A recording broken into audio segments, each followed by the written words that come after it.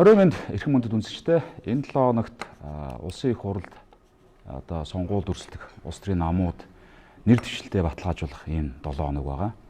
Тэгээ энэ 7 хоног одоо тохиолдуулаад бид нар одоо жендэрийн харилцаа, жендэрийн улс төр дэх оролцоо гэдэг сэдвээр өнөөдөр ярилцах гад эмэгтэйчдийн маа зочноор байнга оролцдог эмэгтэйчдийн холбооны тэргүүн Оюунгэрэл, за олон улсын эмэгтэйчдийн холбооны дэд ерөнхийлөгч Мэнх Жаргал, за мөн зочноор хууль зүйн яамны сайд асан, дэд сайд асан энх хоёр, за тэгээд судлаач уулын засаглалын судлаач Дамдын юм гэсэн хүмүүстэйгээр өнөөдөр нэвтрүүлгээ эхлэж байна.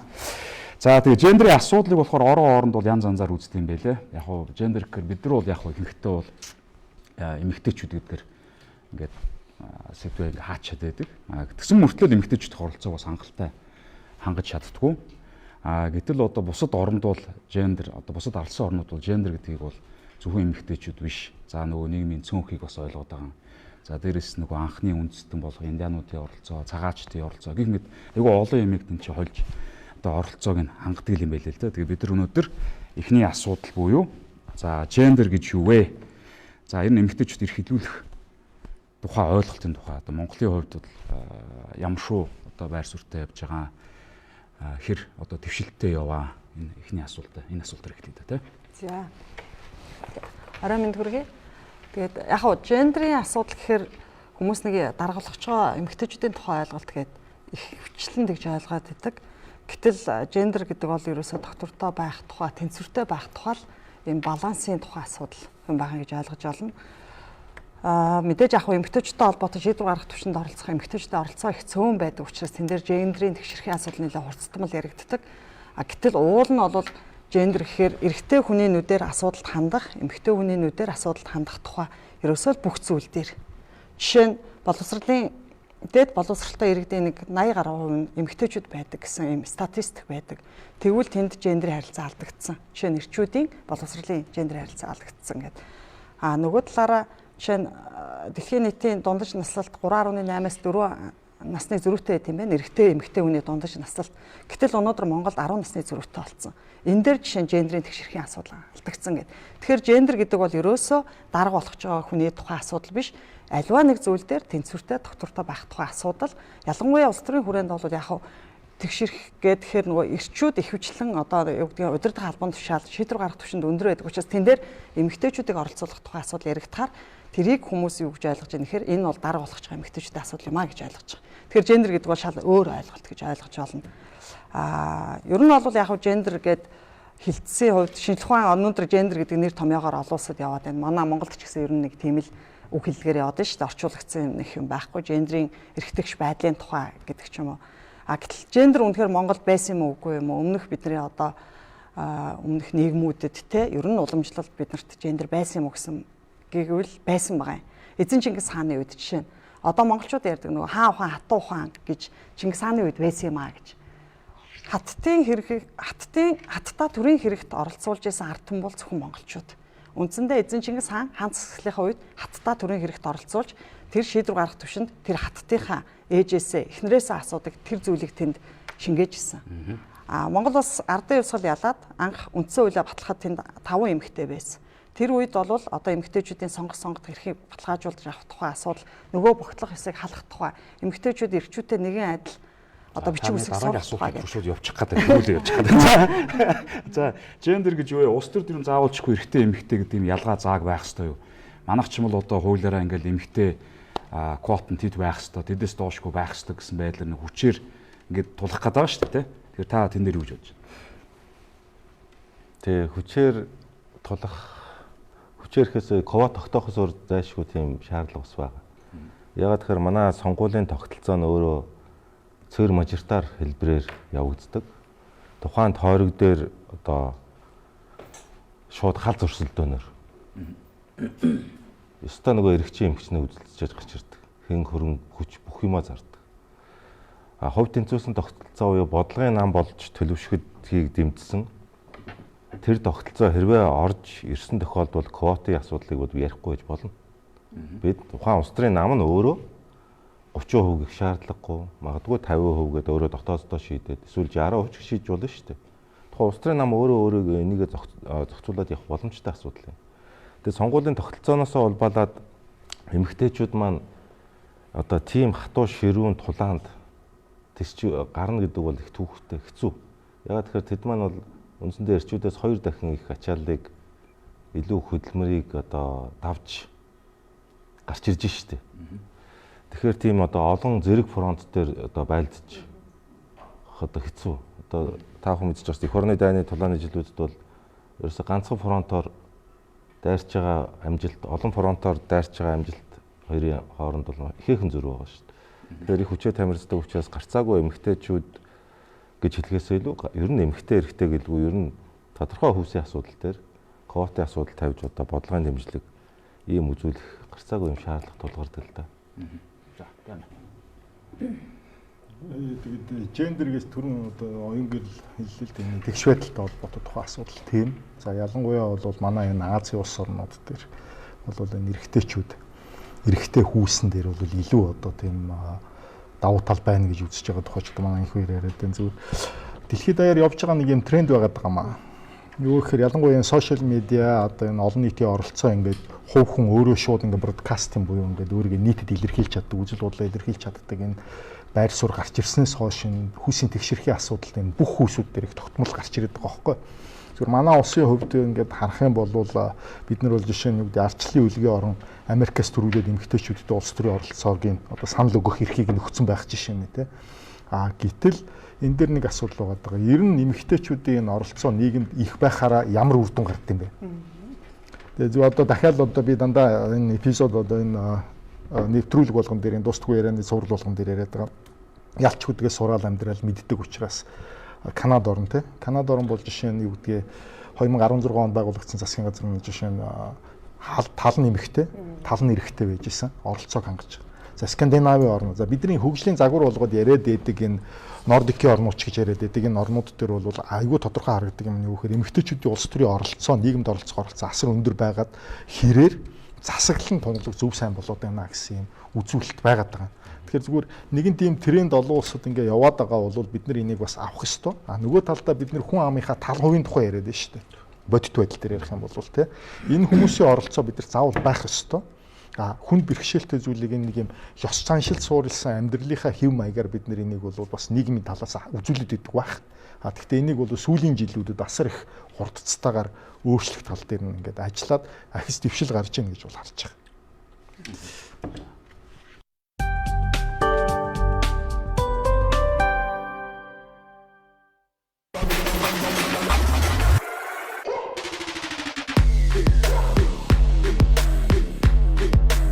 Бүх төрлийн жимс, тим парк, сахарын нэмэлтгүй. Дэлхийд дургадаг бүх жимс. Дэлхийн брендийг дураараа бүтээ. Хам брэнд. MCS Coca-Cola U Point-д нэгтлээ. Мистер Рико илгээ хайрлаа.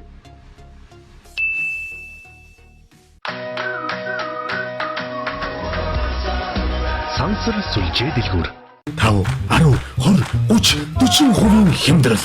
Түшгийн орхиго сайхны duty free-гээс доогуур үнээр. Улаанбаатар дэлгүүрийн нэг дагуурт. Бүчи. Такос. Юго бос брендийн үнэртнүүд duty free-гээс бага үнээр. Эрт ирвэл илүү хямдар. Улаанбаатар дэлгүүрийн 1-р дагуурт. Би зогсолтгүй эргэх амьдралын хүрдэнд цагийн зөв шиг урагш тэмүүлж, аз жаргалын гэрэлд арсан аялагчид. Зарим газар нар жаргаж байхад өөрний газар мандаж байдагтай адил. Зарим хүн гэрлэггүй харж байхад харин өөр нэгэн ажил руугаа яарч байдаг. Хин нэгэн уйтай байх зур өөр нэгэн баяр хөөрөөр бэлгэж байдаг бол энэ хорвоод зарим нь өгч, харин зарим нь авч байх.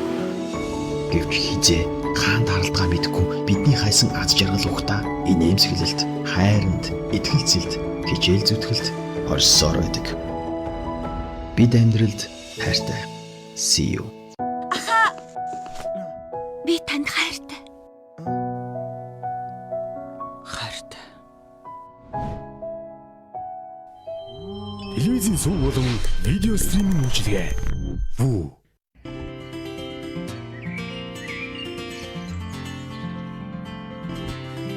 Зуны шин цагрууд ирлээ. Улаанбаатар их дэлгүүр.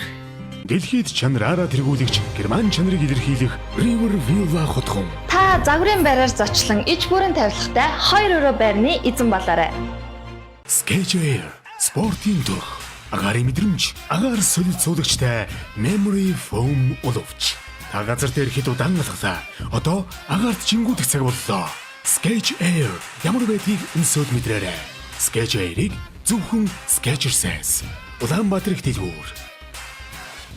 Alpen Gold шоколад танилцуулж байна. Уралдаанд оролцож, өөрийн Alpen Gold-ыг санал болгоорой. Таны зохиосон амт шалгарна гэдэгт итгэлтэй байна. Өөрийн шоколадыг бүтээгээрэй. Gucci. Lacoste.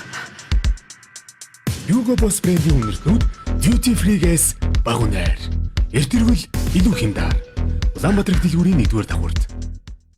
5, 10, 20, 30, 40% хямдрал.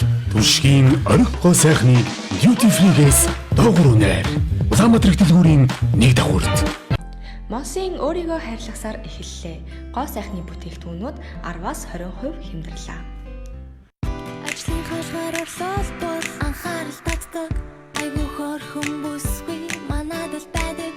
Өглөөнөөс арай болтол хөөрхөн түүнийг өөрөө ирэхгүй хүмбэр гайхах юм.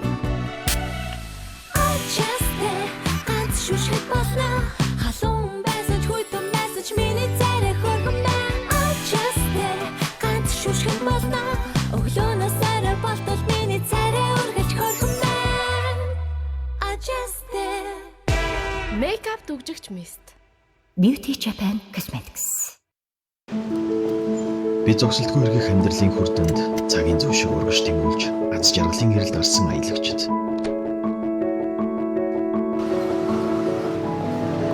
Зарим газар нар жаргаж байхад өөрийн газар мандаж байдагтай адил. Зарим хүн гэрлэггүй харж байхад харин өөр нэгэн ажил руугаа яарч байдаг. Хин нэгэн уйтай байх зур өөр нэгэн баяр хөөрөөр бэлгэж байдаг бол энэ хорвоод зарим нь өгч харин зарим нь авч байх. Гэвч хизээ хаан даралтгаа мэдгүй бидний хайсан аз жаргал ухта инээмсэглэлт, хайранд, итгэлцэлд, хичээл зүтгэлд орсоор байдаг. Бид амьдралд хайртай. See you. 100% ашиглалт, 100% сэтгэл ханамж. Сансар баялцгий. Мистер Ико илгээ хайрлаа.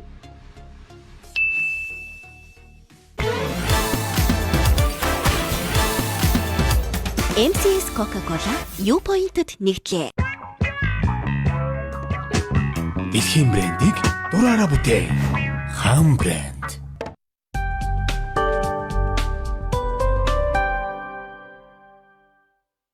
Ер нь бол альва нийгэмд хөгжил аяг чухал. Хөгжлийг хэн буй болгодгоо гэвэл ерөөсөө л хүн. Хүн бол эрэгтэй эмэгтэй. Тэгэхээр нийгмийн харилцаанд эрэгтэй эмэгтэй хүмүүсийн оролцоог л илүү жигд тэгш оролцуулахын төлөө л энэ гендер гэдэг асуудал яригдчихэж байгаа. Тэгэхээр харилцаа, нийгмийн харилцаа бол олон янзын харилцаанууд байгаа. Улс төрийн харилцаа байна, аж ахуйн харилцаа байна, эдийн засгийн шийдвэр гаргалтанд эмэгтэйчүүд, эрэгтэйчүүд яаж оролцохын гэх мэтлэнгээр. Тэгэхээр өнөөдрийн энэ Монгол улсын хөгжлийн энэ түүхэн явцыг ингээ хараад үзэх юм бол эмэгтэйчүүд өнгөрсөн энэ 20 дугаар зууны Монгол улсын бүтээн байгуулалтад агуу их хувь нэмрийг оруулж ирсэн. Им түүхэн одоо гавьяатай эмэгтэйчүүд байна. Тэр дотор жишээлбэл одоо янжмаа, нэмэндээ янжмаа гэдэг. Манайхан бол Сүхбаатарын янжмаа гэдгээр илүү сайн мэднэ. За дээр нь болохоор пагам дулам гэдэг 5 хилтэй 20 онд 17, 18, 19 настай 5 хилтэй эмэгтэй анхны эмэгтэйчүүдийг боловсруулах дасгийн дараагаар өнөөдрийн одоо Оюунгэрэл даргын энэ удирдах байгаа Монголын эмэгтэйчүүдийн холбоог үүсгэн байгуулсан байна. Анхны төрийн бас байгууллага гэх мэтлэн.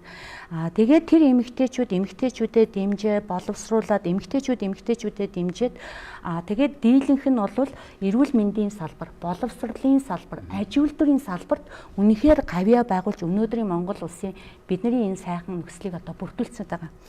Тэгээд тэр эмэгтэйчүүд зөвхөн мэрэгжилдээр чадвартай байснаасаа гадна улс төрийн нийгмийн харилцаанд идэвхтэй болцсон байгаа. Тухайн үеийн одоо бидний өнөөдрийн ярьдгаар улсын их хурлын бүгд орлогч дарга нар хийжсэн байгаа байхгүй тухайн үедээ бүгд. Тэгээ эмэгтэйчүүдийн байгууллагын олон нийтийн энх тайвны ийм байгууллагуудыг удирдахжсэн ийм байгаа. Гэтэл өнөөдөр бид нар ингээ хараад үзэх юм бол манай улс төрийн ялангуяа энэ их хурлын эмэгтэйчүүдийн оролцоо нь хэдэн хувь байна гэвэл 17% байна. За энэ 17% маань дэлхийн жишгтэй харьцуулах юм бол бага байна. Дэлхийн дундаж бол өнөөдөр 25-30% байгаа. Бүс нутгаасаа ч доогуур ийм байдалтай байгаа. Тэгээ энэ юг харуулж байна гэвэл үнэхээр Монгол улсад жендэрийн одоо тэгш байдлын хууль гарахаас өөр аргагүй. За ийм ч учраас засгийн газар ялангуяа энэ хөрсөх даргын засгийн газар ерөнхий сайдынхаа дэргэд энэ жендэрийн үндэсний хороогоо авчирсан. За түрүүний одоо өмнөх 4 жилд болохоор яамны дор газрын дор бүр ингээд нэг 4 хүнтэй ийм байдалтай ингээд байрсан. За өнөөдрийн яг энэ улс төрийн өнөөдрийн сонгуулийн энэ байдлыг ингээд аваад үзэх юм бол энэ хоёр энэ даргын хэлсэн шиг эмэгтэйчүүд үнэхээр ширүүн тултаанд орох нэ гэдэг нь ойлгомжтой болчлоо. За тэгээд сая энэ Скандинавын орны жишгийг хэлж ин эмэгтэйчүүдэд тэр гарцын гаргаж өгдөг юм аа гэд. Гэтэл тэр нь өнөөдөр манад байхгүй байгаа. Яг одоогийн нөхцөлд нэг асуултаа нэг асууж байна. 19 оны 11 сарын 16-нд арлсан нам үндэсний бодлогын хороогоор одоо нэг дэмчин аав нэд зарласан тань дээр нөгөө эрэгтэйчүүдээс 100 сая эмэгтэйчүүдээс 60 сая гэд дэмчин аав нэд зарлсан. Тэгээд үндсэндээ одоо бол ерөөсөө яг мөнгөний сонгуул хийнэ гэдгээ зарлсан байхгүй. Сонгуулийг ерөөсөө мөнгөний тулаан болгоно гэдэг. Тэгэхээр тэр ингээд нөлөөлөд байгаа юм биш үү? Би бол ингээд харахад бол нэг янз янзын мөнгөний босоог те. Эн чинь бол одоо ингээд энчингээ төлөөд тэгээ өргөжлүүлээд яах вэ? Нөгөө сонгуульд оролцсон те. Тэгэхээр чи нөгөө эмгэгтэй хүмүүс тийм хэмжээний санхүүгийн чадвар байгаа юу үгүй юу те. Тэгээ тэр асуудлыг одоо Оюунгэрэлээс асуух гэсэн л да. Ер нь бол яг Монголд мянган боловсралтай мэдлэгтэй мундаг эмгэгтэйчүүд бий. Тэд яагаад улс төрд ордгоо гэхээр ерөөсөө л гол асуудал бол санхүү байдаг. За ардчилсан намын 60 сая 100 саяын дэнчинтэй холбоотой ер нь яг дэлхийн нийтийн доктортой хөгжлийн зорилт гэдэг 2030 он хүртэлх зорилт гараа явж байгаа. За тэр зорилтон дээр охид эмэгтэйчүүдийг шийдвэр гаргах төвшөнд оролцуулахад дэлхийн бүх улс орн тэр доктортой хөгжлийн зорилтод нэгдсэн бүх улс орнууд өөр өөрийн арга хэмжээ авна гэдээ ингээд нэгдсэн. Жишээ нь саяхан өмнөд Солонгот тасан сонгуул те. Тэн дээр 12 намаас нэр дэвшсэн бүх эмэгтэйчүүдтэй 420 тэрбум төгрөгийн вооны санхүүжилтийг улсаас олгосон. Улсаас. Гэтэл манай улс эмэгтэйчүүдэд дэмжих нь үтэйг л зөөрөөд зарим нэг намууд нь мөнгө татчихээн. Тэ мөнгө татчихээн. Үнэхээр ер нь аливаа зүйлийг бид бодох хэрэгтэй. Бид нар урагшлаад байна уу, ухраад байна уу гэд. Жишээ нь ардын хурлын депутат гээд бидний муулаад байдаг өмнөх социализмын үед жишээ нь ардын хурлын депутатын 24% нь эмэгтэй хүн байна гэд заачсан. Хуультай байсан. Дарга нь эрэгтэй бол орлогч нь эмэгтэй байна гэж. Тэр үед өнөөдөр үүсээд тэсэн шиг энэ нийгэмд гараад байгаа энэ ёс суртахуунгүй байдал, энэ хүчирхийлэл, энэ архитал, энэ нийгэмд гараад байгаа энэ олон муухай зүйл байсан уу? Тэ? Тэгэхээр эндээс юу хэлэх чинь гэхээр түрүүчийн миний хэлдгээр ерөөсөө л альва нийгмийн эдийн засгийн улс төрийн бүхий л түвшний харилцаанд эрэгтэй хүний нүдээр, эмэгтэй хүний нүдээр асуудалд хандах энэ тухайн асуудал жендер юм аа. Шийдвэр гаргах төвшөнд одоо ялангуяа энэ улс төрийн намууд манлайлал үзүүлээд бүгдийг нь биш юмаа гэхэд эмэгтэйчүүдээ ядаж нэг удаа мөнгө авахгүйгээр, дэнчин авахгүйгээр тэ дэмждэг болчвол энэ бол нэг алхам урагшилж байгааг нэг чинь ер нь авахыг хоригдсон шүү дээ.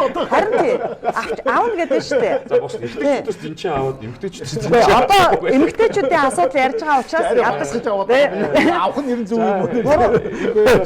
Асуултыг яг гоо ингээд манай орны одоо сонгогчдын талаас илүү энэ одоо 54-5% нь эмэгтэйчүүд байдаг. За ингээд мэдээж хэрэг улс төрийн намаас одоо дэвшихийн тулд бас нэг том сорилтд авдаг.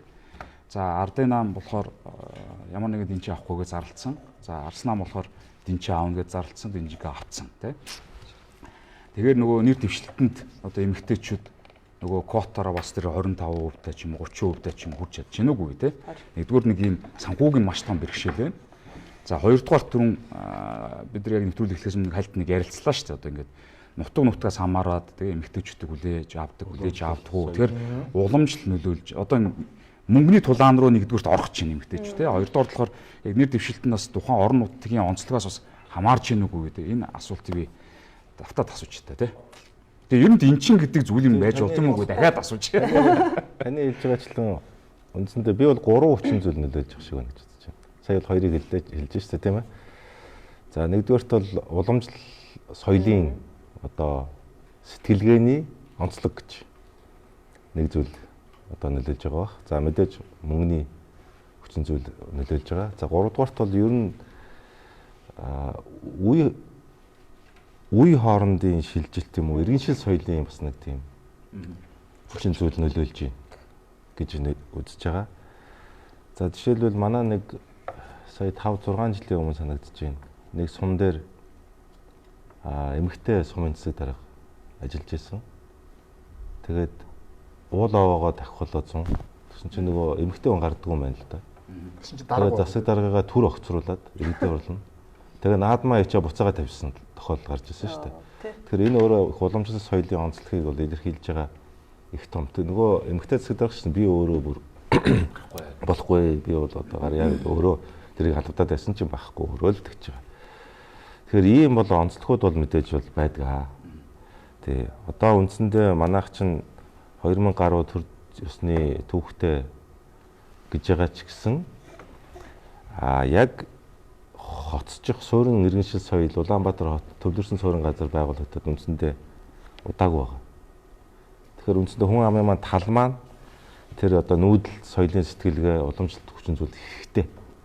За суурин иргэншил соёл дээр ялангуяа одоо шинэ үе гэж ярих бол 1990 оноос төрсэн шинэ үеийнхний хувьд бол би энэ хүүсийн ялгаа, хүүсийн халагчлал гэдэг юм бол байхгүй гэж үзэж байгаа. Тийм хүчин зүйл бол байхгүй. Том одоо бие биентэйгээ яг л одоо зүй ёсны харьцаанууд бий болж байгаа. Энэ харин хэн дээр байна вөхөр энэ харин одоо манай дээд үеийнхэн дэрх байгаа. Ер нь бол энэ хүүсээр ялгуурладаг тэр онцлогч. Тэгэхээр яг хөө энэ дээр бол яг хөө тэгээ цаг үеэрээ иларшаад би бол гайгүй болно гэж итгэж байгаа. Олон сайхан боловсралтай, чадaltaй эмэгтэйчүүд бол бий болсон. Гэтэ эмэгтэйчүүд дээр зүгээр нэг онцлог байж магадгүй.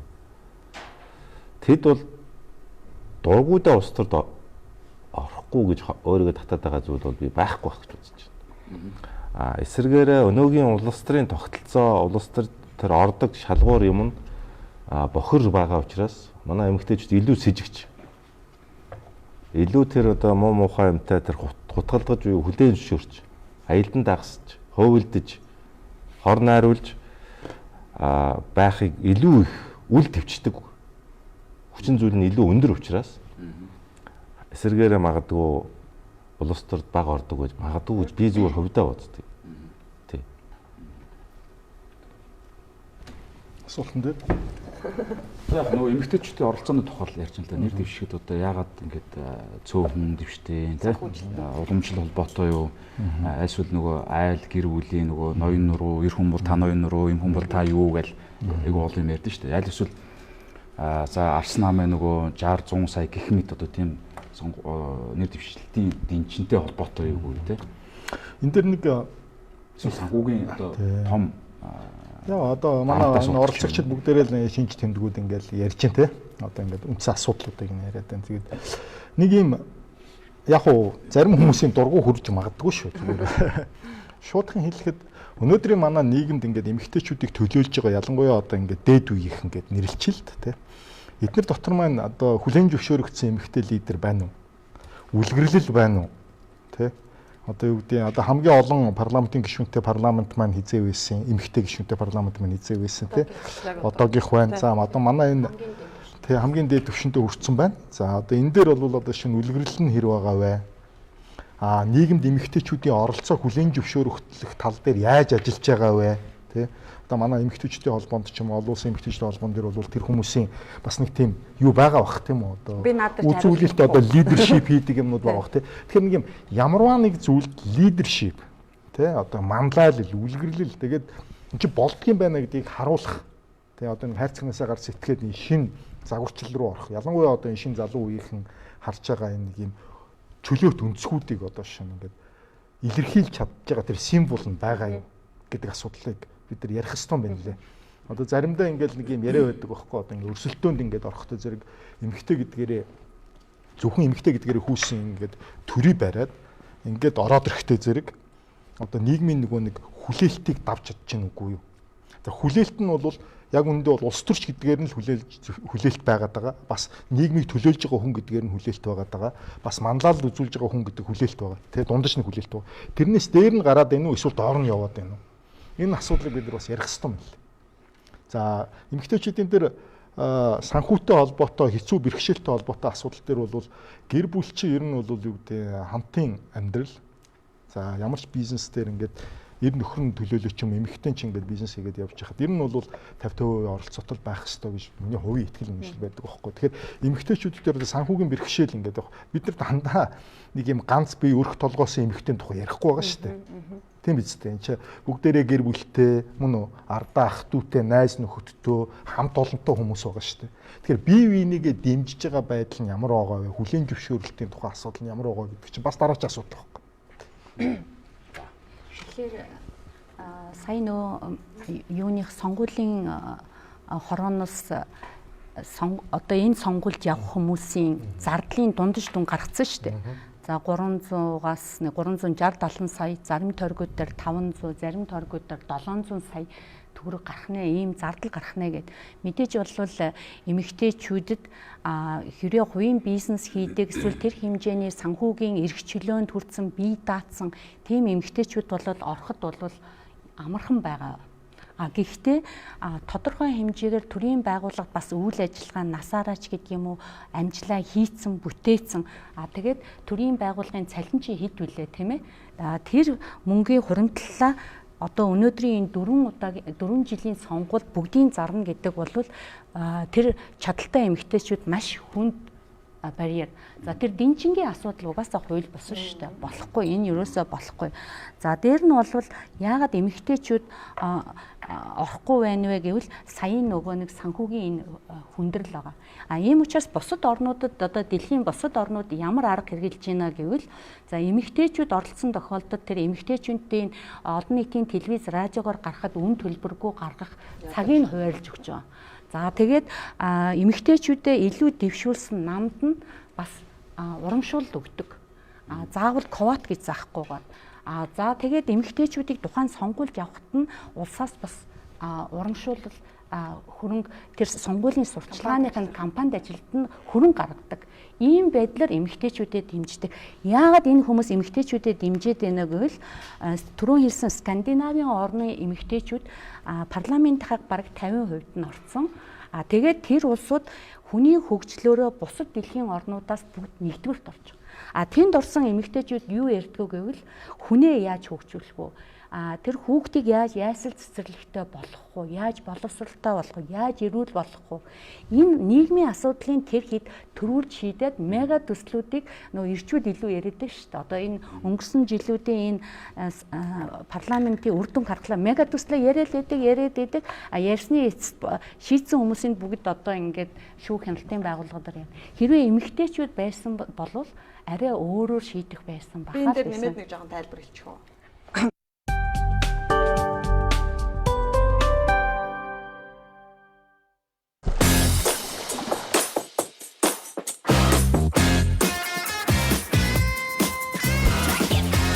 Бүх төрлийн жимс, тим парк. Бодогч мэдсгүй. Дэлхийд дургадаг бүх жимс. Нүүдэл Яодтай гоё. MCS Coca-Cola U-point-д нэгдлээ. Мистер Рико илгээ хайрлаа. 100% ашиглалт, 100% сэтгэл ханамж. Сансар айлтгий.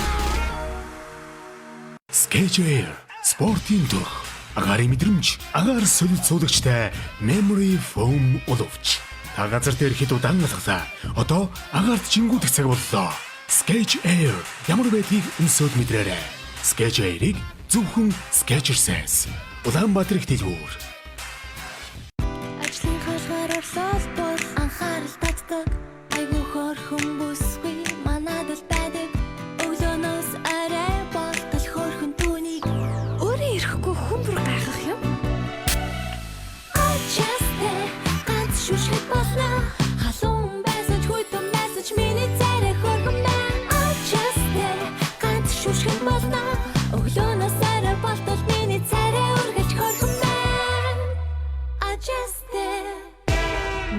хөгжигч мист. Beauty Japan Cosmetics. 5, 10, 20, 30, 40% хямдрал. Түшгийн орхихгүй сайхны duty free-гээс доогуур үнээр. Улаанбаатар дэлгүүрийн 1 дагуурт.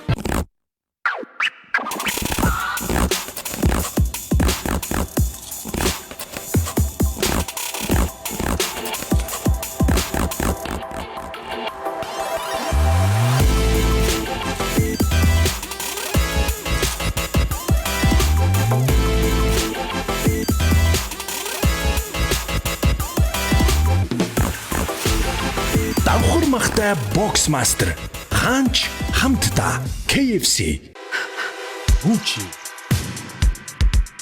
Такос Юго бос брендийн үнэртнүүд duty free-гээс бага үнээр. Эртэрвэл илүү хямдар. Улаанбаатар дэлгүүрийн 1-р дагуурт. Би зогсолтгүй эргэх амьдралын хүрдэнд цагийн зөв шиг урагш тэмүүлж, аз жаргалын гэрэлд арсан аялагчид.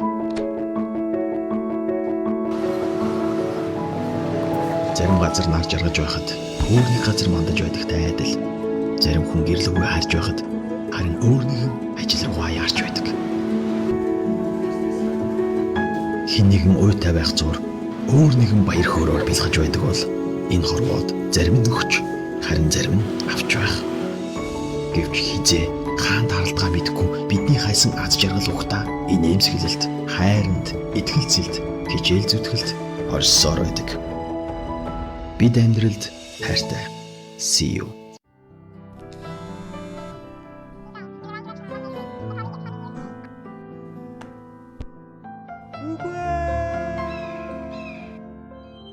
Телевизийн суваг болон видео стриминг үйлчилгээ. Вүү.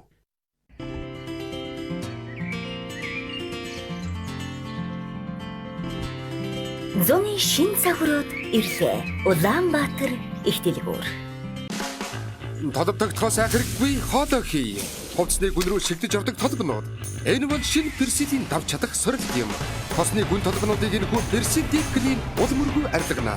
Цэвэр цэмцгэрээс илүү шинэ персил дип клин. Gucci.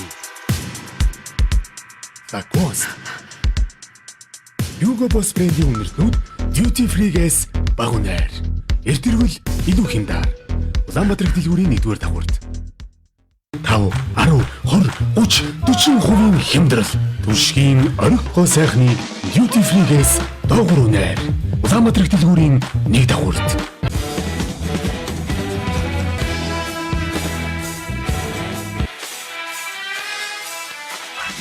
Өдөргөрийн зөв хэрэглээ. Зөв Монгол брэнд. Монсын өөрийгөө хайрлахсаар эхэллээ. Гоо сайхны бүтээгдэхүүнүүд 10-аас 20% хямдрлаа.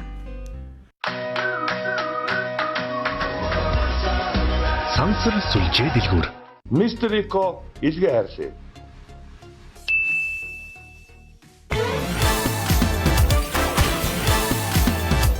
MCS Coca-Cola U-point-д нэгдлээ.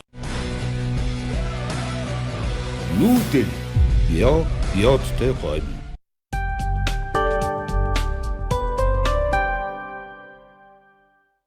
Ер нь бол яг нөгөө дэлхийн нийтийн доктортой хөгжлийн зорилт дээр одоо нэг эмэгтэй гэдэг хүүс дээр нь илүү тусгай арга хэмжээнүүд аваад байгаа юм. Тэрний нэг нь жишээ нь квот. Манад бол одоо энэ улс төрийн намын тухай хууль, сонгуулийн тухай хууль дээр энэ квот тавьж өгч байгаа байхгүй юу? Уг нь квотынх нь юм болохоор аль нэг хүүс нь 20%, доод хэмжээ нь 20% байхаар тусгаж өгсөн. Гэтэл энэ 20% эмэгтэй гэдэг хүүсээр тэгээд дээд хязгаар нь болчиход байгаа юм. Дээд хязгаар нь. Үндсэндээ 20%-аар нэр дэвших энэ квотын асуудал бол 15 эмэгтэй л дэвших тухай асуудал яригдчих байгаа байхгүй юу? Уул нь бол энэ 30% болж болно, 40% болох боломжтой. Гэтэл яагаад ийшээ гарахгүй байна вэ гэдэг нэг асуудал. Тэгэхээр энэ бол тусгаалсан арга хэмжээ авч байгаа нэг хэлбэр. Хоёрдугаарт гэх юм бол тэр өмчтэй холбоотой ер нь санхүүтэй холбоотой юм яригдахаар бид нар ч юм бол эцгийн эрхт ёстой нэг юм уламжлалын хувьд энэ Аз номхонлон бүс нутаг бол нэг тиймэрхүү илүү нөгөө хөвгүүдтэй өмчөө өвлүүлдэг те эрчүүд нь илүү өмчөө өмчилдэг ч гэдэг юм уу. Хоёрт гэхэд эмэгтэйчүүд нөгөө нөхөн үржихүү буюу хүүхэд төрүүлээд гэртээ суудаг. Бизнес хийхдээ хоошоо эрчүүдээс 2 жил хойшилчдаг ч юм уу, ажил хийхдээ ерөнхийдөө нөгөө санхүүгийн боломжууд их бага байдаг учраас ялангуяа энэ эмэгтэйчүүдээр дэлхийн улс орнууд санхүү дээр нь дэмжлэг үзүүлж бас тусгай арга хэмжээ авч байгаа. За гуравт гэхээр шийдвэр гаргах төвшөнд эмэгтэйчүүд орсноороо ямар зүйл дээр эерэг өөрчлөлт авчрах вэ гэдэг асуудлыг бид нар ойлгож сурмаар байгаа юм. Түрүүн дамжин юм хэлсэн. Одоо энэ жишээ нь өмнөх үеийнч гэдэг юм уу нэг эгчнэр ямар манлайлалд үзүүлвэ гэж. Би 2 3 жишээ аваад ирчих гэж бодож байгаа юм. За энэ парламент дээр асуух гэж байна. Минутаас хэлээд. Та ч ерөөсөө асуугаад байдаг юм. Тий. Яг би ч нөгөө хамгийн сүүлд ихэд базаад ярина л да. Тий. Яг би бол өөрөө бизнес эрхэлдэг л дээ. Манай компаниудаас 2 эмэгтэй гүйцэтгэх захирал лид юм. Яг одоос олон жил маад ажиллаж байгаа. Тэгэл ингээ харахад бол декрет ерөөсө 3 хоногийн хугацаа таана.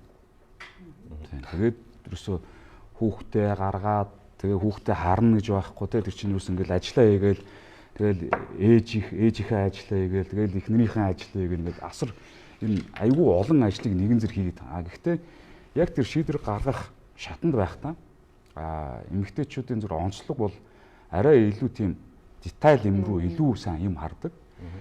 Хоёрдугаар тал яг би зүр таньж байгаа мэдж байгаагаар л ярьж байгаа шүү дээ тий. Хоёрдугаар болохоор арай илүү тийм хашир асуудал ханддаг. Нэг ёсондоо нөгөө ингэж нөгөө эрсдэл гарах маш дургу байдаг тий эмэгтэйчүүдтэй. Тэр яг энэ асуултаа бас яг үргэлжлүүлээд хэлэх чинь л да. Одоо ингээд жишээлбэл та бол одоо гэр бүлтэй тий. Тэгэхээр улс төрт бас ингээд ороод явахаар бас нэлээд том гэр бүлийн сорилтоос ахуулаад хувийн сорилтоос ахуулаад айгүй олон асуудлууд тулгардаг баг тийм. Гэхдээ яагаад одоо жишээл яг энэ өөрийнхөө энэ зорилгот ингэж үргэлжлүүлээд яваад байх болсон бэ ер нь. Тэгээ ер нь бол яг 1990-ад оноос өмнө одоо социализмын нийгэм гэж яриа л да. Тэр үед бол хүний хөгжлөөр суурилсан нийгэм байсан. 90 оноос хойш бид бол магадгүй эдийн засгийг илүү хөрсөн тийм нийгэм рүү энэ 30 жил өнгөрсөн хугацаанд явжээ гэж.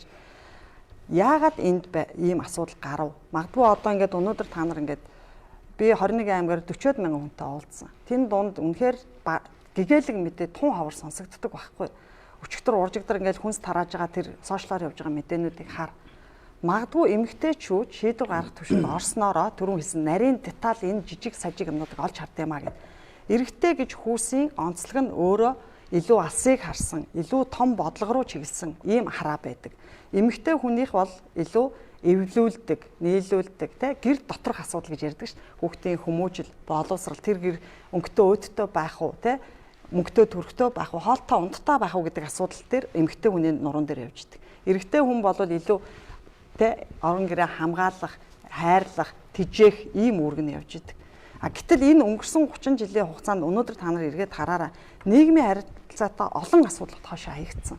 Өнөөдөр гэр бүлийн тухай хууль 1996 онд батлагдсан хуультайгаа бид нар 4 парламентт дамжаад явж байгаа. Энэ хууль ерөөсөө батлагддаггүй. Нийгмийн чанартай олон хуулиуд ерөөсөө хилцэгддэггүй. За одоо тэгээ би нөгөө түрүүн ярихад таслаад орхисон 13 одоо их хурлын гишүүн эмэгтэйтэй холбоотой би юм ярих гэдэг. Магадгүй яг одоо ингээд нийгмийн сошиал медиагаар ч юм уу энэ юу хийсэн гэдэг юмнууд айгүй шүүмжлэл яваад байдаг байхгүй юу? Тийм ээ юу хийсэн гэдэг. Одоо байгаа улсын хурлд сууж байгаа 13 эмэгтэй гишүүний үед гэр бүлийн хүчирхийлэлтэй тэмцэх тухай хууль батлагдсан. Үндсэндээ хаалганы цаана байсан хүчирхийлэл өнөөдөр хаалганы наан гарч ирсэн. Энэ бол маш том асуудал. Хүүхд хамгааллын тухай хууль батлагдсан. Гэр бүл хүүхд залуучдын газартаа болсон. За энэ нэг асуудал.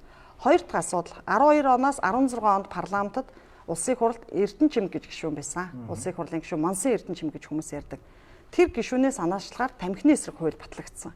Энийний үр шимэг өнөөдөр Монголын 3 сая 300 мянган иргэн бүгд хүртэж байгаа. Бүгд хүртэж байгаа.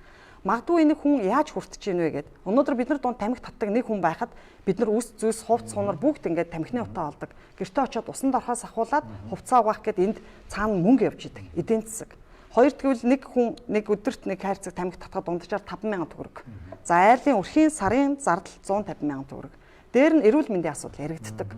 Гэтэл энэ бүхэн байхгүй болоод ирэхээр энэ ямар том үр өгөөж авчирч байна вэ гэдгийг л бид нар хармаар байгаа юм. Тэгэхээр нийгэмд эмэгтэйчүүд оролцооны асуудал дахиад хүнднөө. За хоёрын асуудлыг ярих гэж байна. Би одоо энх хоёроос нэг асуулт асуусан юм аа. Одоо яг эмэгтэйчүүд одоо эрсдэл дургу байдагтай холбоотойгоор ингээд улс төр эсвэл нийгмийн ажил гэж оролцох нь жоохон хойшин татаад байт юм уу?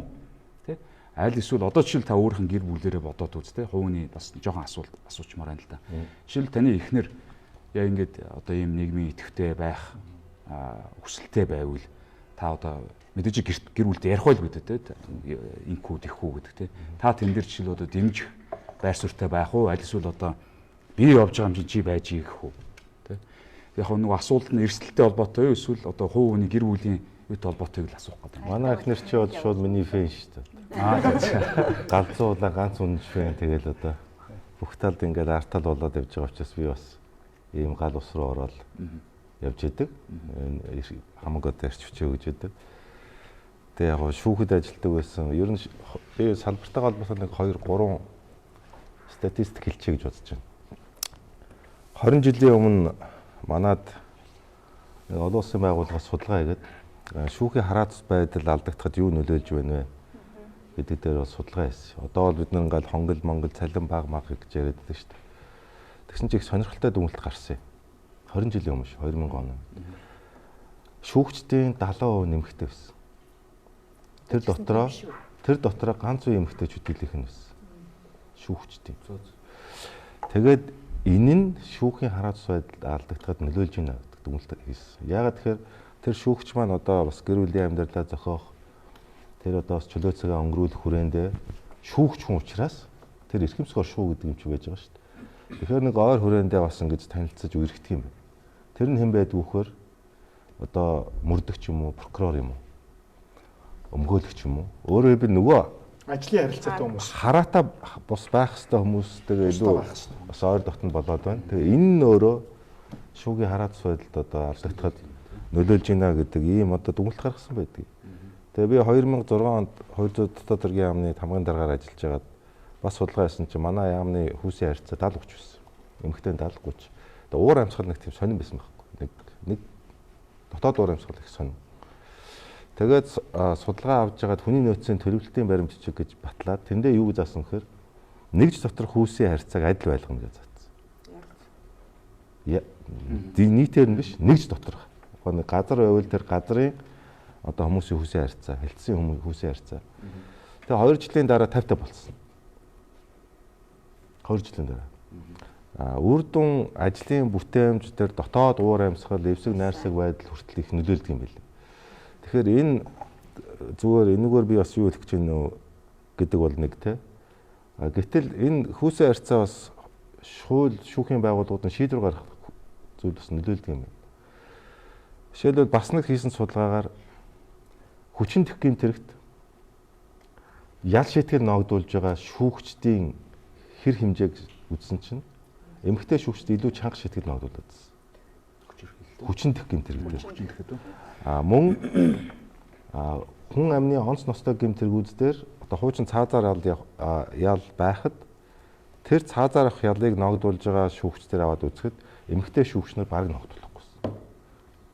Тэгэхээр энэ юу хэлэх гээд нөхөр энэ хүүсийн одоо гэж хэлээд байна шүү дээ. Тэр эрэгтэй эмэгтэй хүний сэтгэл зүйн онцлог. Одоо бас энэ нөгөө шүүхийн хараацс байдал гэдэг юм уу? Ийм онцлогуд дээр бас их тод илэрдэг юм байлээ. Тэгэхээр хуульч хүн гэдэг бол уг нь бол сэтгэл хөдлөлөө давж шийдвэр гаргаж явах хэрэгтэй тийм үү? Хинээч нөлөөнд автахгүй байх хэрэгтэй тийм ээ? Тэгээ би нэг одоо болсон явдал ярьчих л да. Шүүхийн бол хэлэхгүй, шүүгчний хэлэхгүй тийм. Гэр бүлийн маргаан иргэний хэрэг байхгүй юм. Салах гэж байгаа 2 гэр бүлийн маргаан. Тэгэл ерөөсөө тэр за хүн хэлэх юм бишээ дээр чи бүр удаан хариул болж байгаа шүүгийн таринд. Тэгэл ерөөсөө бүр хэрэлдээ айлстаа чи тэгсэн бүр өнгөрсөн бүх амьдралаа ухаад нөгөө шүүгчээ чи өмнө ерөөсөө чи тэзээ тэгжсэн. Яасан ч он сар өдрийг ядж яах тэг сайн тогтоодгий. Он сар өдөр цагтаа нэлж байгаа байхгүй. Чи тэгэхэд тэгээ чи тэгэхэд тэгжсэн чи тэгэхэд тэгжсэн гэл. Тэгэл шүүгч одоо шүүгч өөрөө шүүгч хүн гэдэг чи өөрөө тэр энэс өөрийгөө хараад сэтгэл зүйн хувьд хараацс байх хэрэгтэй чөлөөлөх хэрэгтэй багхгүй. Тэгээ эмэгтэй шүүгч байсан. Тэгэл нэг мэдсэн чи өөрөө хохирогч болцсон. Шүүгч өөрөө бүр хохирогчийн сэтгэл зүйрөө ороод автаад. Тэгээд нөгөө нөхөр салах гэсэн нөхөр тгсэн гэж байна. Гэхдээ наадах чинь би салахгүй яа тэгээ наа чи миний аимшиж угаадаг гэсэн чинь чи бүр аимшиг угаадаг хөтгөө мүү чи аимшиг угааж өгдөг яа гэдэг. Тэр чи юу гэсэн үг те шүүгч нь тэгээ ороо өөрөө ороо авцгаж. Тэгээ би энэ дээр юу хэлэх гэж байна вөхөр бас эн чинь нөгөө мэрэгжлийн одоо тэр жендэрийн асуудал дээр хүртэл энэ сэтгэл зүйн хөдлөлөө давах энэ онцлог юмнууд хүртэл бас байдаг юм байлээ. Тэгэхээр энэ жим пангаа тааруулж Энэ гендерийн асуудал их өргөн юм байна шүү дээ. Харин манай салбар дээр болохоор ингэдэг. Одоо энэ хоёр маань яг одоо ийм сонирхолтой юм ярьж байгаа шин. Энэ бол ингээд нэг юм нийгмийн шударгаасыг дэнслэх асуудал салбар дээр гэж байна. Манай одоо уул уурхайн салбар дээр бол шин намайг ингээд би шүтист ажиллаж байсан байхгүй. Чи уул уурхайн салбар энэ дээр нэг үндэсний онцлог болоод бас дэлхийн нийтийн нэг юм онцлогийг би яриа. За нэгдүгээрт бол юу гэхээр ингэсэн. За уул уурхайн ингээд тренд болоод явлаа.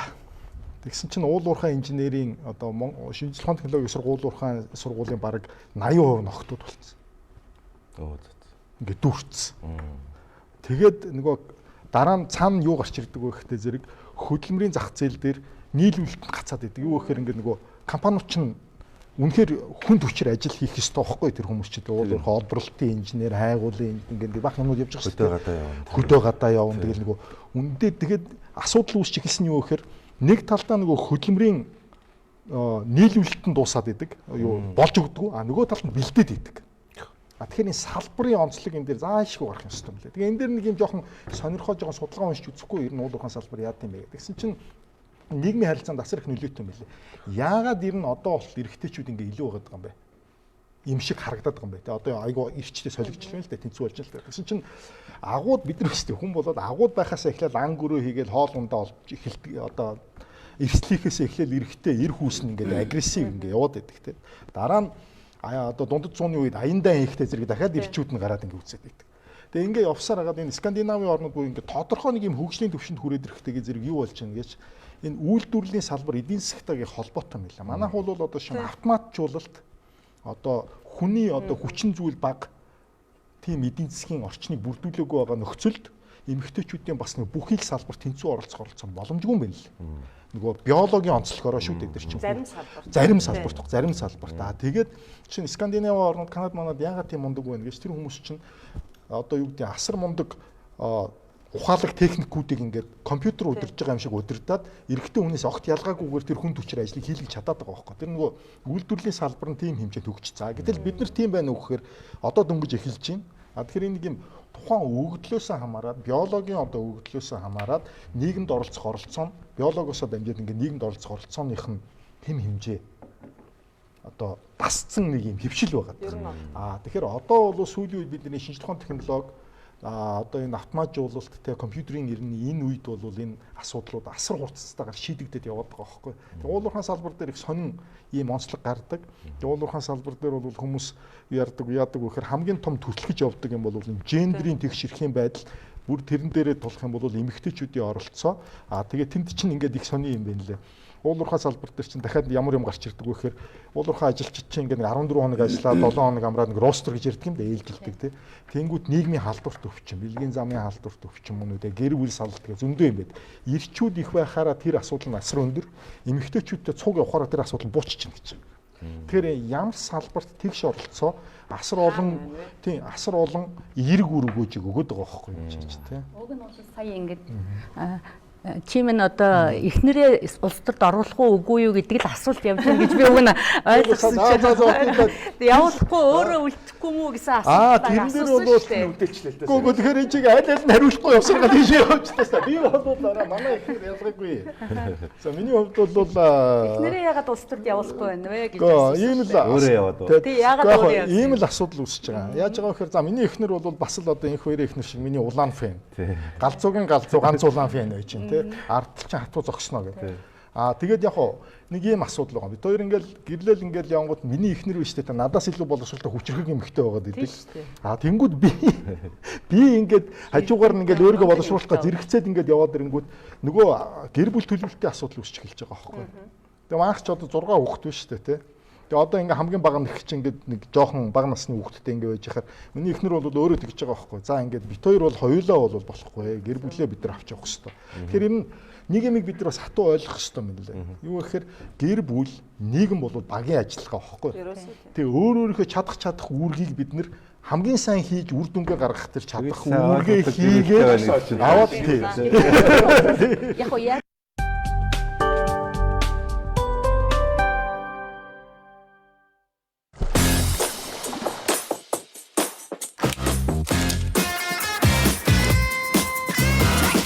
Бүх төрлийн жимс, тим парк. Гаацгуунда Дэлхий дургадаг бүх жимс. Нүүдэл йодтой гоё. MCS Coca-Cola U-point-д нэгдлээ. Мистер Рико илгээ хайрлаа.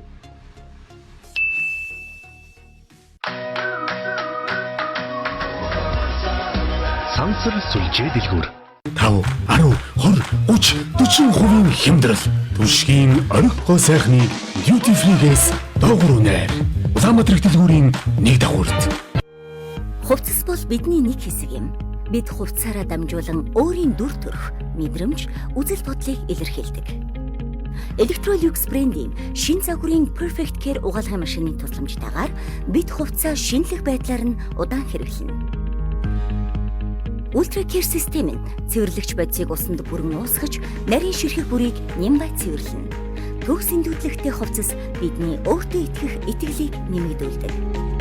Electrolux-ийн өөрөөр сэргээх систем үчлээсийг 30% багасгаж, эндүүдэх шаардлагагүйгээр өмсөхөд бэлэн болгоно. Зөвхөн BSB-д. Gucci. Lacoste.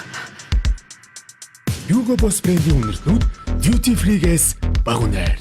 Эртэрвэл илүү хямдар. Улаанбаатар дэлгүүрийн 1-р дагуурт. Өөрт танаар өөрүүлмээр. ертөнцийн хязгаар хүртэл хамтдаа явцгаая.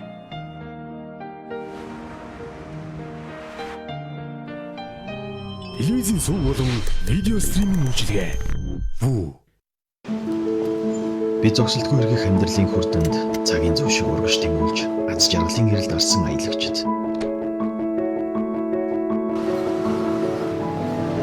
Зарим газар нар жаргаж байхад өөр нэг газар мандаж байдагтай адил. Зарим хүн гэрлэггүй харж байхад харин өөр нэгэн ажил руугаа яарч байдаг. Хин нэгэн уйтай байх зур өөр нэгэн баяр хөөрөөр бэлгэж байдаг бол энэ хорвоод зарим нь өгч, харин зарим нь авч байх. Гэвч хизээ хаан таралтгаа мэдгүй бидний хайсан аз жаргал ухта энэ эмсгэлэлт, хайранд, итгэлцэлд, хичээл зүтгэлд орсоор байдаг. Бид амьдралд хайртай. See you.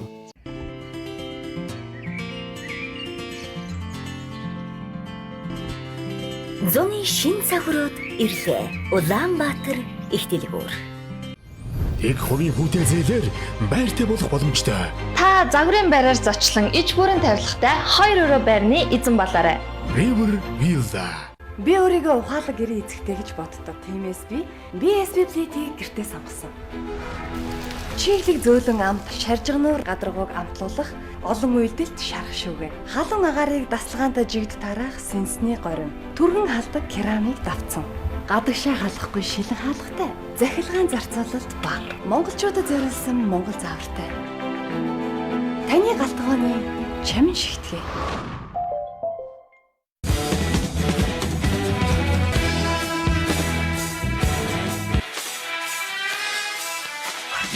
Өдөргөрийн зөв хэрэглээ. Зөв Монгол брэнд. Gucci. Lacoste. Hugo Boss брендийн үнэртнүүд duty free-гээс бага үнээр. Эртэрвэл илүү хямдар. Улаанбаатар дэлгүүрийн 1-р дагуурт. Энэ хагцал гэж байхаа. Энэ нүд, энэ гараас хагцах үнэхэр хэцүү юм аа.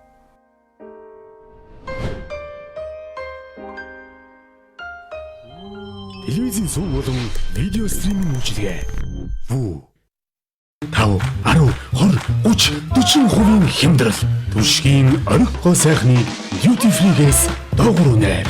Улаанбаатар дэлгүүрийн 1 дагуурт. Sketch Air спортын дөрх. Агаарын мэдрэмж, агаар солид суулагчтай memory foam уловч. Та газар дээр хэд удаан алхлаа. Одоо агаарт жингүүдэх цаг боллоо. Sketch Air ямар байдгийг өнсөд мэдрээрэй. Sketch Air-ийг зөвхөн Skechers-ээс. Улаанбаатар дэлгүүр. 100% ашиглалт, 100% сэтгэл ханамж. Сансар айлтгий.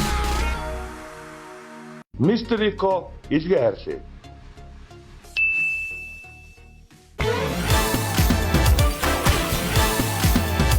MCS Coca-Cola U-point-д нэгдлээ. нүүдэл биодтой гойно.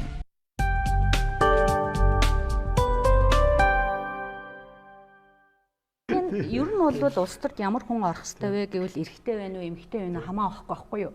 Эхлээл нөө бие засаад, гэрээн засаад, тэгээ төрөө засаад, тэгээ эх орноо нэгдүгээр тавьдаг. Эхлээд боловсрлоо эзэмшээд, боловсрлоо амьдрал дээрээ хэрэгжүүлээд, бүр мэрэгшээд, чадварчаад, за тэгээд одоо би нөгөө хууль тогтоох энэ улс төрийн энэ шийдвэрт би гэрээ бэлтцсэн, биеэ бэлтцсэн, одоо би ороход бэлэн гэсэн хүмүүс л орох ёстой шүү дээ. А зүгээр би боловсралтай одоо би сургууль гадаад төгссөн, одоо орно гэдэг бол бас өрөөсгөл. Тийм. За тэгээд сая бас ингэж хэлж ийн л та уул уурхайн салбарын асуудлыг ингээ яг онцолж ярьж байна. Тэгэхээр эмэгтэйчүүдийн яг ямар асуудлууд байна гэвэл цалингийн зөрүү байгаа. Манай эмэгтэйчүүд 20% бага цалин авч байна. За эмэгтэйчүүд за Монгол за манайд эмэгтэйд авардаг хүмүүс тийм зөрүү байгаа. За би дунджаар Монгол улсын дунджийг ярьж байна те. А дунджаар бас эмэгтэйчүүд маань тэтгэвэр 20 одоо хуваар бага авч байгаа. Эрэгтэй эмэгтэй хүний тэтгэврийн одоо дунджийн зөрүүг аваад үзэхлээр 20. За эндээс үзэхлээр бид нар бол эдийн засгийн эрх бас алдагдаад байна гэд. За тэгээ энийгээ яаж бага болгох юм? Зөрүүгийг багасгах вэ гэхээр манай эмэгтэйчүүд маань тэр өндөр цалинтай ажлууд дээр очиж хийж л тэр цалингийн зөрүү алга болох гэдэг. Тэгэхээр сая юу ярьж штэ уул уурхайн салбарын эмэгтэйчүүд маань тэр том механизм одоо машин механизмыг барихын тулд компьютерийн ингээд залаас сурчвал заавал булчин хэрэггүйгээр ажиллаад тэнд бол цалингийн зөрөө багасгах юм юу орж байгаа. Тийм учраас бид нар эрдэс баялагын салбарын эмэгтэйчүүдийн холбоо байгуулсан, төрийн бас байгууллага байгуулсан. За уул уурхай яам бол эрдэс баялагын салбар дахь тэр жендэрийн сая нөө эрэгтэйчүүдийн ч асуудал байгаа, эмэгтэйчүүдийн ч асуудлыг яаж шийдэх вэ гэдэг ийм одоо бодлогын бичиг баримт гаргацсан. Ингээд одоо ажиллаж байгаа юм. За тэгэхээр ер нь бол манай одоо Монгол улсад яг энэ коронавирус за дээр нь бол энэ дөрвөн уулынхаа дотор энэ нэг сая хүнд зориулагдсан л төрийн бодлого яваад байна шүү дээ. Гэтэл чин бид нар бол нийт Монгол улсын даяар энэ бодлого явах ёстой. Гэтэл бол бодлого хэд төвлөрсөн. Тэгээд төвлөрлийг багасгах энэ стресстэй манай ард түмэн байгаад түрүүн таны хэлдэг тэр сэтгэлийн одоо энэ зовлонг багасгадаг ийм ажиллагаа хийх хэрэгтэй байна. За миний хувьд бол би Америкийн нэгдсэн улсын тэр Vanderbilt-ийн их сургууль төгссөн. Тэгээ энэ сургууль дээр бол ингээд аваад үзэхэд бүх тийм сургуулиуд дээр энэ сэтгэл зүйн зөвлөгөө өгдөг үйлчилгээ байгаад байна. Гэтэл манай иргэд яаж яах вэ гэхээр лам дээр очдөг юм, лам багш дээр очиж байгаа. Нөгөө хин дээр очиж байгаа шүү дээ. Бөө юу дээр очиод байгаа. Тэгэхээр манад энэ сэтгэл зүйн зөвлөгөө өгдөг үйлчилгээг бид нар яг эрэгтэй эмэгтэй хүмүүсийн хоорондын энэ тэмцэл одоо өрсөлдөөн гэх юм уу одоо эрэгтэй нөлдөг.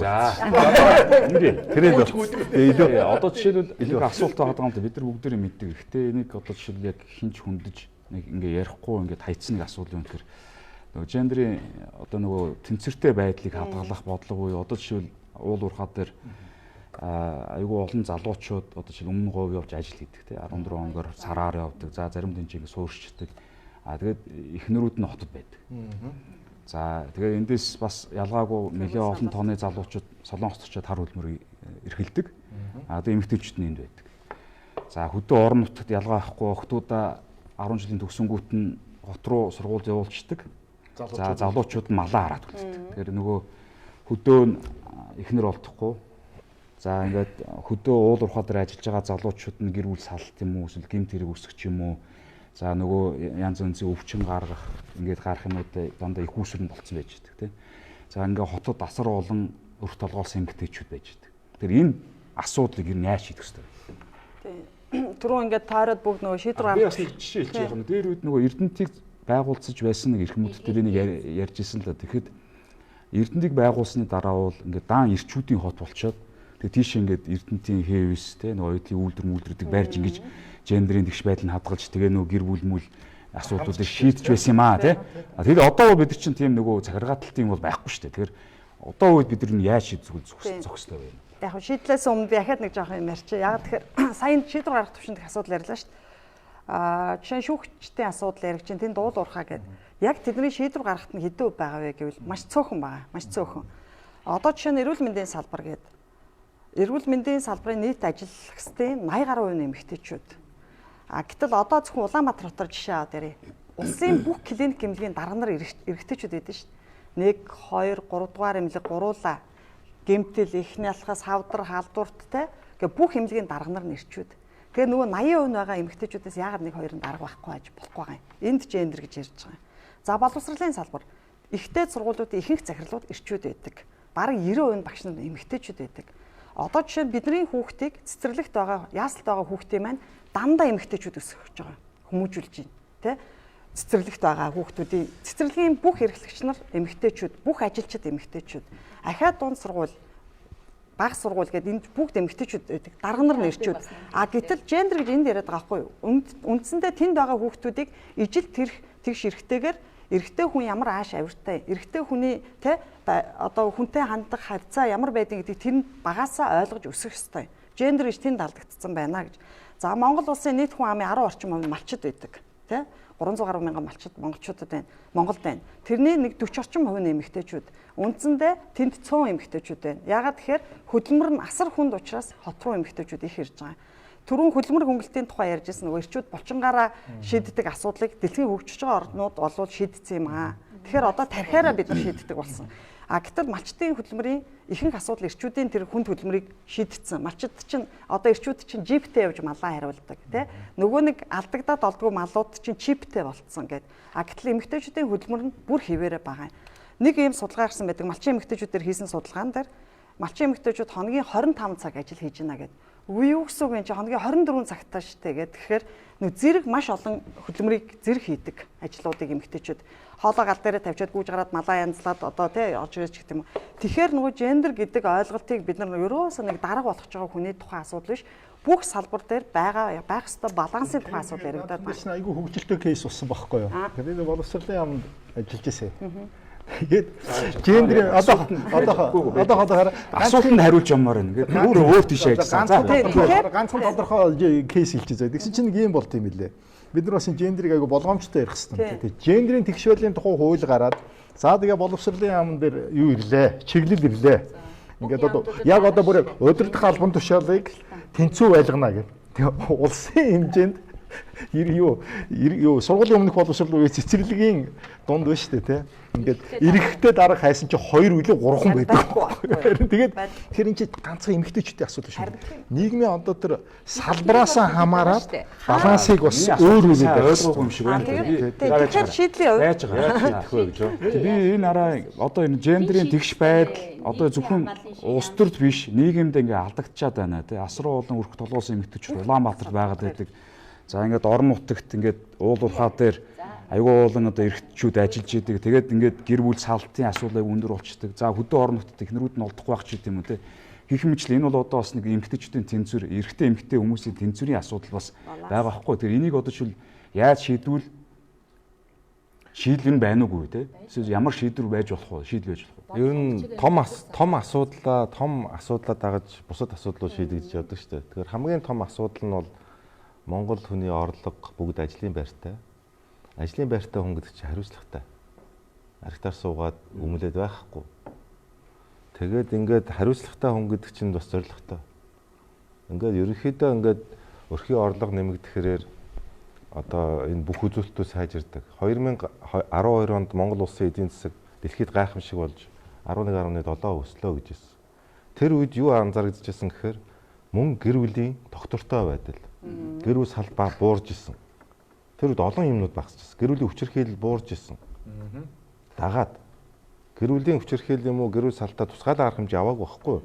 Яг ийм эдийн засгийн том бодлогуудад дагаад нийгмийн асуудал чинь шийдэгдээд ингээд ирдэг юм байна. Тэрнээс тухайн би бол одоо малчтад одоо эмэгтэй эдгэлтэй эзэд явуулъя гэж би хэлэхгүй.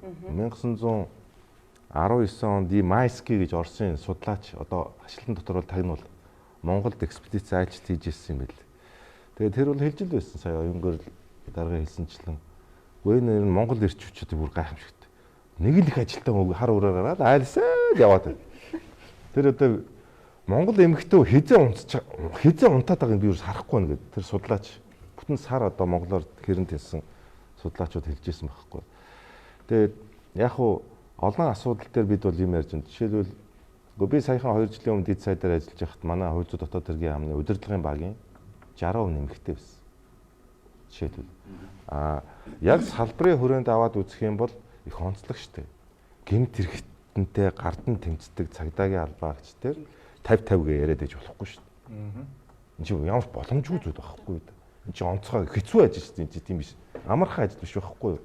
Тэр гэмт хэрэгтэнд ядаж биеийн хүчний хувьд тулаан тэмцэл одоо тийм хамгийн хатуу ширүүн гал руу байрч орж байгаа ийм онцлог. Тэгэхээр эмэгтэй хүмүүсээ бол тэгтээ цагдаагийн байгууллагын хүний нөөцийн бодлогыг бид батлахтаа бол 15% гэж батлсан эмэгтэйг. Тэгээ бас ахиц гаруулсан 10 байсныг 15 гэж тодорхой хэмжээгээр бас ахиц одоо оруулж ирсэн. Тэгтээ бас санаа зовмор юмуд болж байсан. Хүн жендэрийн бичиг баримт гэдэг нэг төсөл орж ирлээ. Наваа дэд сайд байсан чинь манай жендэрийн хариуцсан мэрэгчлээ одоо би нэрийг хэлээд байна. Яамны одоо жендэрийн бичиг баримтын төлөлгөө гэж байж. За уншижсэн чинь одоо гэр бүлийн дээр дотроо асуудалтай байгаа хүмүүсийн асуудлыг хамт олноороо хэлцэж зөвлөмж гаргана гэж байж. Чи яах гэж байгаа юм бэ чи? Энэ юу гэсэн үг вэ? Одоо ингээ өөлөд ирэнгүүт нь ингээд танаа газрынхаа хэлцээд тэгээд гэрт нь очиод судлаад зөвлөмж гаргах гэж байгаа. Уучлаарай. Энэ бас нөгөө жим панга бас мэдэж ярьдаг байх хэвээр. Энд чинь бүр хайр сэтгэлийн асуудал руу орох гэж байна. Нөгөө хуйлмаа. Тэгэхээр эн чинь хайр сэтгэл гэдэг чинь хуйчлагддаг зүйл биш ээ. Биш ээ. Тийм ер нь нэг хүрээ хязгаараа мэдээж бас нөгөө юм орж явахгүй бол эн чинь бас их тийм өргөн үрээтэй асуудал юм байна. Тий, тэрүүний ярьжсэн сэдвэл واخгүй яг тий. Ингээд хүний чинь нэг юм угаасаа цаанаасаа ингээд байгалыг бол хинч дийлэхгүй тийм ээ. Тэгээд байгалаас өгөгдсөн өгөгдөл дээр нь тааруулаад оролцоог нь бас шийдэх ёстой юм л. Зүгээр шийдвэр гаргах төвшөнд бол окей. Яг үл энэ чинь менежментийн асуудал байхгүй. Гэхдээ зөвхөн шийдвэр гаргах төвшөнд тэгэхээр хүмүүст юу гэж буруу ойлгогдож очиод байгаа вэ гэхээр даргуулах гэдэг юм биш харагдаад байгаа юм тий. Тэгэхээр эдийн засгийн салбар одоо үйлдвэрлэлийн салбар тэр салбаруудынхаа онцлогоос хамаарсан ерөнхий бодлого ингэж нэг ерөнхий бодлого гаргачаад тэгшөөнэ гэдэг ерөнхий зарчим тавьчаад тэгээ салбар болгон дээр нь тус нь бодлого бид нэр ингээ гаргаад явахгүй бол саяын митийн онгойч юм шиг одоо марцсан тоглоомч юм шиг нэг юм юмнууд гардаг байхгүй. Хамгийн том асуудал юу гэдэг вэ гэхээр дахиад нэг Скандинавын орнууд болон энэ нийгмийн дундаж давхар хамгийн их байгаа орнууд дээр энэ асуудлууд шийдэгдсэн байгаа. Юу гэхээр орлого тэгш байгаа. Тэгээд нөгөө нийгмийн баялаг зөв хуваарлагдчихэж энэ одоо хүйсийн тэгш эрэхтэй холбоотой асуудал шийдэгдэж явдаг юм бэл. Гэр бүл салалттай одоо энэ хоёр сайттай бол ижилхэн л саналтай байна. Гэр бүл салалттай холбоотой асуудал, нийгмийн үнэт зүйл, хүүхдийн хүмүүжил, өвчлөл, тэгээд бүх асуудлууд шийдэгдэж явдаг юм бэл. Тэгэхээр хамгийн том асуудал бол бид нэр энэ эдийн засгийн асуудлаа, дээрээс нь нийгмийн асуудлаа, бас энэ улс төрийн асуудлаа ингээд томоор нь шийдсэний дараа энэ бүх асуудлууд ингээд аяндаа жигдэрч ирэх ёстой юм байна лээ. Тэгэхээр Монгол улсын хувьд бол жендэрийн үндэсний хороо бүх салбаруудад одоо жендэрийн бодлогын бичиг баримтууд гарцсан байж байгаа. Салбарын онцлогийг тусгасан. За дээр нь өнөөдөр бол Улаанбаатар хотын орлогч дарга анхмаа бол Улаанбаатар хотын хувьд жендэрийн ямар асуудлууд байгаа юм. Жендер гэдэг бол ганц эмэгтэй хүний асуудал биш.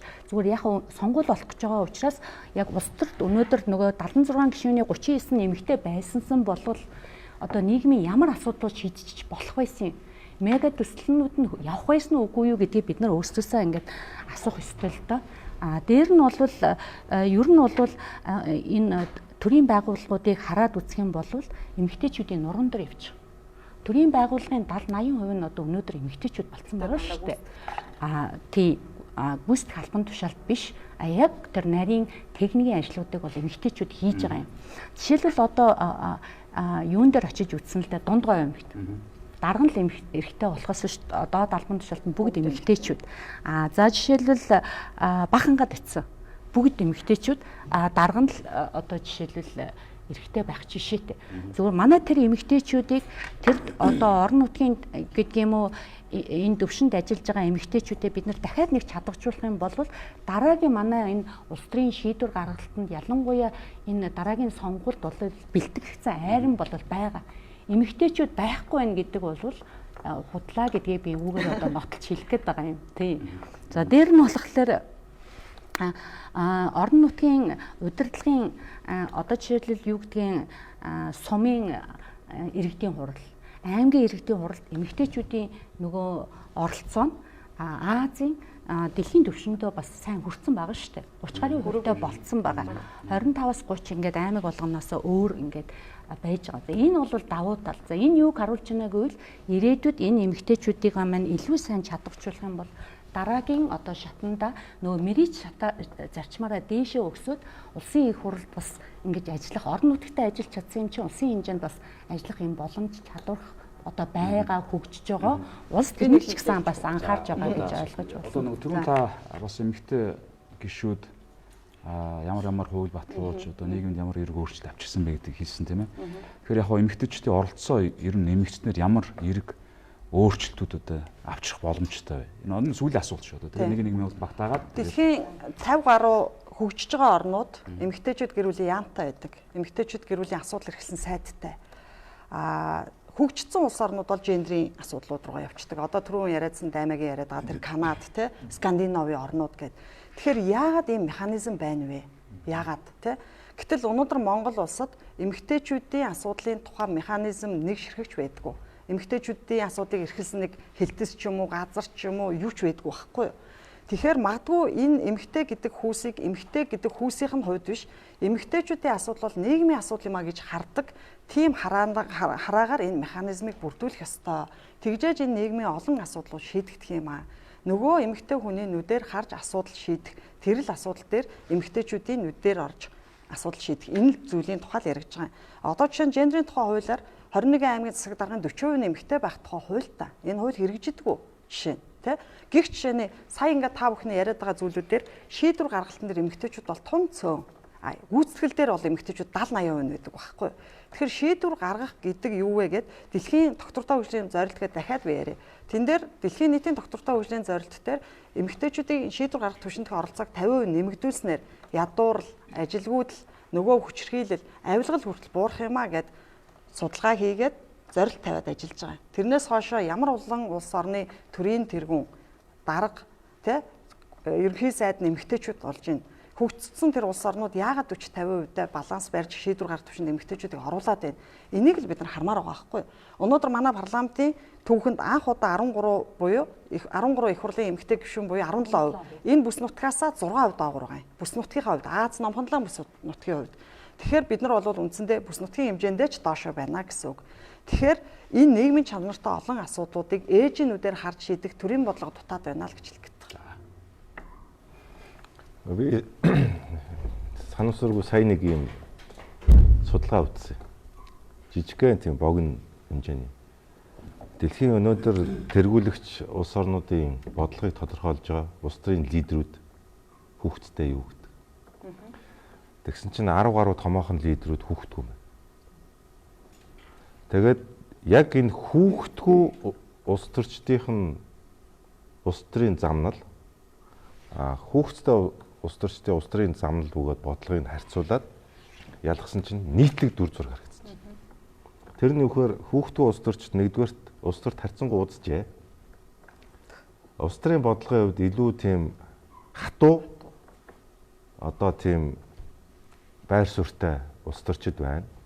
Улс төр болон эдийн засгийн бодлого арга хэмжээ авж байгаа хүмүүс талаасаа аваад үзэх юм бол ер нь тийм дараагийн үр үеэ хайрлах гэж хэлэх юм уу?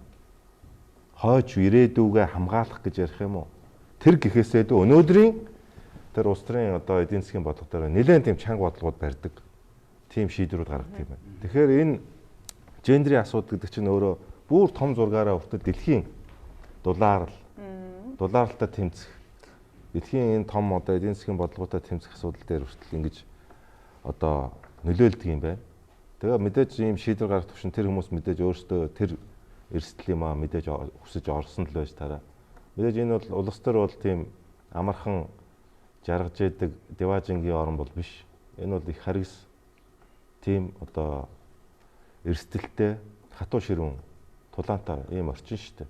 Тэгэхээр тэрийг өөрөө мэдээж тэгээд хүсэж ингэж орно гэдэг бол одоо ихээхэн тийм одоо тийм том шийдвэр байх хэвээр.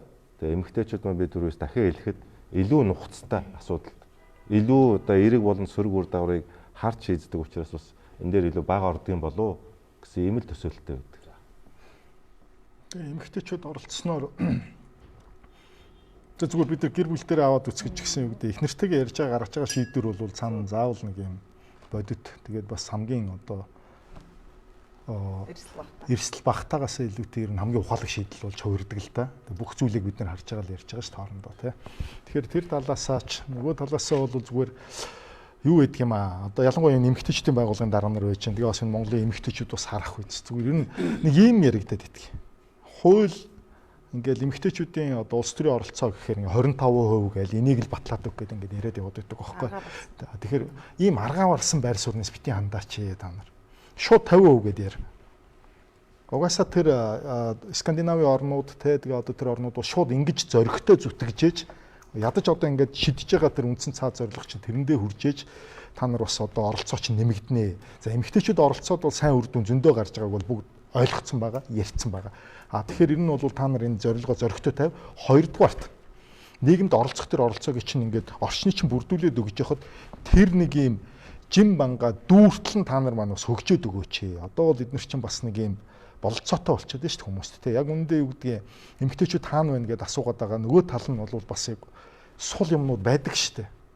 Өөрсдөө ингээд төрөө бариад яваад байдаг. Тэгэхээр уучлаарай зүгээр нэг үг л хэлэхэд шүү дээ. Тэгээ зүгээр та хэд маань нэгэн том зорилго тавиад тэгээд энэ охтууд энэ эмэгтэйчүүдийн хөгжлийн асуудал, эрхийн асуудал дээр нэгэн тийм том бодлого гаргаад ингээд тэмүүлээд ажиллаач. Тэгжээж асуудал шийдэгдэнэ. Тэгээд бүгдээрээ энийг урайлаа бидний хувьд бол одоо ирчүүд энд нэвтрүүлэлт орж байгаа бүх ирчүүд бүгдээрээ эмэгтэйчүүд дэмжиж шүү дээ. Тийм. Сочин тэрний олон улсын эмэгтэйчүүдийн байгууллага бол дэлхийн 140 орнд байдаг. Зүүнний төвийн социалист тэгээ социал демократ үзэлтэй намуудын эмэгтэйчүүдийн байгууллагын ийм цогц юм. Тэгэхээр энэ байгууллага маань нэгдсэн үндэсний байгууллага зөвлөх хэрэгтэй. Жил бүр нэгдсэн үндэсний байгууллага дээр дэлхийн эмэгтэйчүүдийн хуралд энэ дэлхийн засаг төр эмэгтэйчүүдийнхаа төлөө яг юу хийж гин гендерийн тэгш байдлынхаа талаар нөгөө 2030 онд тавьсан 50-50 гэж таны яриад байгаа энэ зорилтыг яаж хэрэгжүүлж гэнэ гэдгийг дүгндэг, үнэлдэг юм. За тэгэхээр бид нар бол олон сэдвүүдээр ярьдаг л да. Ерөнхийдөө алслагдсан орон нутагт байгаа хөдөө орон нутгийн эмэгтэйчүүдийн энэ ядуурлын асуудал, ажилгүйдлийн асуудал, эдийн засгийн эрх чөлөө энэ бүгдийг бол жил болгоно нэг сэдв аваад ингээ ярилцдаг.